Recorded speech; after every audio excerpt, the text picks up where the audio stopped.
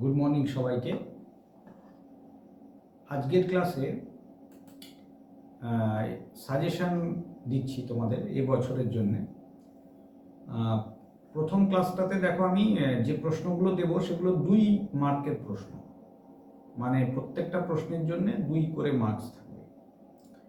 একটা জিনিস খেয়াল করবে, তোমাদের যে প্রশ্নগুলো আসবে পরীক্ষাতে সেই প্রশ্নগুলোতে যে প্রশ্নটা থাকবে প্রত্যেকটা প্রশ্নের একটা করে অথবা থাকবে, ঠিক আছে? তো 2 নম্বরের তোমাদের বেসিক্যালি 6টা প্রশ্ন থাকবে, তার মধ্যে 3টে করতে হবে।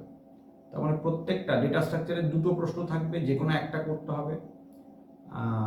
নেটওয়ার্কের 2টো প্রশ্ন থাকবে, যে কোনো একটা করতে হবে 2 নম্বরের। আর এথিক্সের কাজ মানে এথিক্স থেকেও 2টো প্রশ্ন থাকবে, যে কোনো একটা করতে হবে, ঠিক আছে? তো আমি প্রথমে ডেটা স্ট্রাকচারের অংশটা বলে দিই। যে প্রশ্নগুলো আমি সাজেশনে রেখেছি সেগুলো হচ্ছে এই যে দেখতে পাচ্ছ তোমরা, লিনিয়ার নন লিনিয়ার ডেটা স্ট্রাকচারের পার্থক্য কি, 8টা প্রশ্ন রেখেছি। 1 ডাইমেনশনাল আর 2 ডাইমেনশনাল অ্যারে কাকে বলে, লিঙ্ক লিস্টের তুলনায় অ্যারের ত্রুটিগুলো লেখো। ফিফো আর লিফো কাকে বলে, একটা করে উদাহরণ দাও। ফিফো মানে হচ্ছে তোমার কিউ, আর লিফো মানে হচ্ছে last in first out. FIFO মানে first in first out queue data structure, আর লিফো মানে হচ্ছে স্ট্যাক, ঠিক আছে? আচ্ছা, লিঙ্ক লিস্ট কাকে বলে, ওই যে একটা ডেটা স্ট্রাকচার তোমরা দেখবে আমার ভিডিও চ্যানেলে সব করা আছে, একটু ভিডিওগুলো যদি ফলো করো তাহলেই বুঝতে পারবে, অসুবিধা হবে না। এখানে যেগুলো গুরুত্বপূর্ণ প্রশ্ন সেগুলো বলি। লিঙ্ক লিস্টের তুলনায় অ্যারের যে ত্রুটিগুলো আছে সেগুলো কি কি, মানে লিঙ্ক লিস্ট যেমন ডাইনামিক্যালি মেমোরি বড় করা যায়, অ্যারে করা যায় না, ঠিক আছে? ফিক্সড মেমোরি অনেক সময় নষ্ট হয় স্পেস, এটা অ্যারের একটা প্রবলেম, ঠিক আছে? তাছাড়া মাঝখানে ডেটা ইনসার্ট করা ডিলিট করা অ্যারের ক্ষেত্রে অনেক জটিল, লিঙ্ক লিস্টের ক্ষেত্রে সহজ। তো এটা গুরুত্বপূর্ণ মানে ত্রুটি আর কি অ্যারের বলা যায়, তো সেটা অবশ্যই শুনে রাখো। আচ্ছা, লিনিয়ার আর নন লিনিয়ারের পার্থক্য কি মনে আছে নিশ্চয়ই, আমি পড়িয়েছিলাম। লিনিয়ার মানে যে ডেটা স্ট্রাকচারে ডেটাগুলো একটা লাইন বরাবর থাকে তাকে লিনিয়ার বলে, আর যেটাতে লাইন বরাবর থাকে না নন লিনিয়ার বলে। তো লাইন বরাবর কি কি থাকে, স্ট্যাক থাকে, কিউ থাকে, অ্যারে থাকে, সবই হচ্ছে লিনিয়ার। আর নন লিনিয়ার হচ্ছে ট্রি, গ্রাফ, এগুলো মানে যেগুলো একটা স্ট্রেট লাইনে থাকে না। আচ্ছা, এরপর কি আছে দেখো, এরপর স্ট্যাকের ইনসার্ট আর ডিলিট অপারেশনগুলোর নামগুলো লিখতে বলেছে। স্ট্যাকের ইনসার্ট অপারেশনের নাম হচ্ছে পুশ, আর ডিলিট অপারেশনের নাম হচ্ছে পপ, ঠিক আছে? আচ্ছা আচ্ছা, আরেকটা কি বললাম, এখানে ফিফো হচ্ছে কি, ফিফো ডেটা স্ট্রাকচারটা কিউ। আরেকটা কি বললাম, স্ট্যাক হচ্ছে লিফো ডেটা স্ট্রাকচার, ঠিক আছে? আচ্ছা, নাল পয়েন্টার কাকে বলে, যে পয়েন্টার কাউকে পয়েন্ট করে থাকে না, কোনো অ্যাড্রেস থাকে না যে পয়েন্টারের মধ্যে, তাকে নাল পয়েন্টার বলে। সার্কুলার কি আর কিউ এর বৈশিষ্ট্য কি, লাস্ট অ্যাড্রেসটার মধ্যে আবার প্রথম যে নোডটা থাকে তার অ্যাড্রেসটা স্টোর করা থাকে, এটাই বৈশিষ্ট্য, ঠিক আছে? এছাড়া আরও কিছু আছে, একটু দেখে নেবে, আমার চ্যানেলে সবটাই পাবে, তাছাড়া বইতে আছে, একটু পড়বে।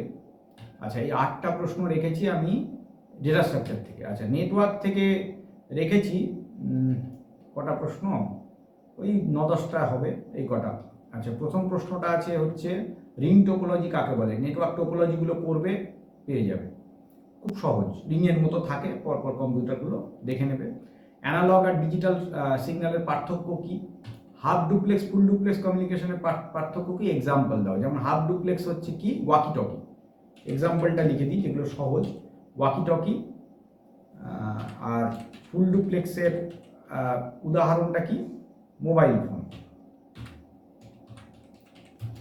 ঠিক আছে? আচ্ছা, নেক্সট হলো সিনক্রোনাস অ্যাসিনক্রোনাস ডেটা ট্রান্সমিশনের পার্থক্য লেখো। এটা হয়তো পারবে, সহজ, খুব ইম্পর্টেন্ট প্রশ্ন। স্টার আর রিং টোপোলজির পার্থক্য লিখতে বলা হয়েছে, সহজ, দুটো টোপোলজি ভালো করে পড়বে, পারবে। আচ্ছা, সিমপ্লেক্স আর হাফ ডুপ্লেক্স কমিউনিকেশনের মোডের উদাহরণ। সিমপ্লেক্স কি আছে, রেডিও টিভি ট্রান্সমিশন, হ্যাঁ, আর রেডিও বা টিভি। আর ওটা হাফ ডুপ্লেক্স তো আগেই লিখলাম, ওয়াকি টকি। আচ্ছা, এইচটিএমএল এর হেড আর টাইটেল ট্যাগের কাজ কি, হেডের কাজ কি, হেডের কাজ হচ্ছে মানে বডির ওপরের অংশগুলোকে রাখে, কন্টেন করে আর কি, হ্যাঁ, যেমন টাইটেল। আর টাইটেলের কাজ হচ্ছে ওয়েব পেজের টাইটেল দেয়া, ঠিক আছে? আচ্ছা, অ্যানালগ আর ডিজিটাল কমিউনিকেশনের দুটো পার্থক্য লেখো। খুব সহজ প্রশ্ন। অ্যানালগ সিগন্যালগুলো পরিমাপ করে, মানে মাপতে পারে, আর এটা হচ্ছে গুনতে পারে। ডিজিটাল ডিজিটাল ডিজিট দিয়ে কাজ করে, অ্যানালগ পরিমাপ দিয়ে কাজ করে, এটা তফাৎ। ব্যান্ডউইথ চ্যানেল ক্যাপাসিটি, এটারও আমার লেখা ইয়েতে চ্যানেলে পাবে। এসএমটিপি মানে হচ্ছে সিম্পল মেল ট্রান্সফার প্রোটোকল, আর POP3 মানে হচ্ছে পোস্ট অফিস প্রোটোকল 3। কয়েকটা দিলাম, আরও এরকম ফুল ফর্ম অনেক কিছুই আসতে পারে, তো একটু প্রোটোকলের নামগুলো করে নেবে। ফুল ফর্ম সম্ভবত প্রোটোকল থেকে আসার চান্সটা বেশি। আচ্ছা, এবার চলে যাচ্ছি এথিক্সে। এথিক্সে খুব কমন কিছু প্রশ্ন আছে, যেমন ডিজিটাল ফুটপ্রিন্ট কাকে বলে। ইন্টারনেট ব্যবহার করার পর আমাদের যে হিস্ট্রি থেকে যায় সেটাকে ডিজিটাল ফুটপ্রিন্ট বলে। আচ্ছা, নেটিকেট মানে কি? ইন্টারনেট ব্যবহার করার সময় বা ইন্টারনেটে কাজ করার সময় যে সমস্ত নীতি আমাদের মেনে চলা উচিত সেগুলোকে নেটিকেট বলে। ঠিক আছে, মানে যেগুলো আমাদের ফলো করা উচিত, রুলস অ্যান্ড রেগুলেশন এবং নীতি, সেটাকে বলে নেটিকেট। এথিক্যাল আর নন এথিক্যাল হ্যাকার কারা? এথিক্যাল মানে যারা মানে সৎভাবে হ্যাকিং করে, কোনো কোম্পানির সিকিউরিটি লুপহোলস দেখার জন্য হ্যাকিং করে, অনুমতি নিয়ে হ্যাকিং করে, তাদেরকে বলে এথিক্যাল হ্যাকার। নন এথিক্যাল হ্যাকার মানে যারা ক্ষতি করার উদ্দেশ্যে হ্যাকিং করে, তাদেরকে বলে নন এথিক্যাল হ্যাকার। আনএথিক্যালও বলা যেতে পারে। তো এইটা একটা খুব গুরুত্বপূর্ণ প্রশ্ন। আচ্ছা, ভাইরাস কি?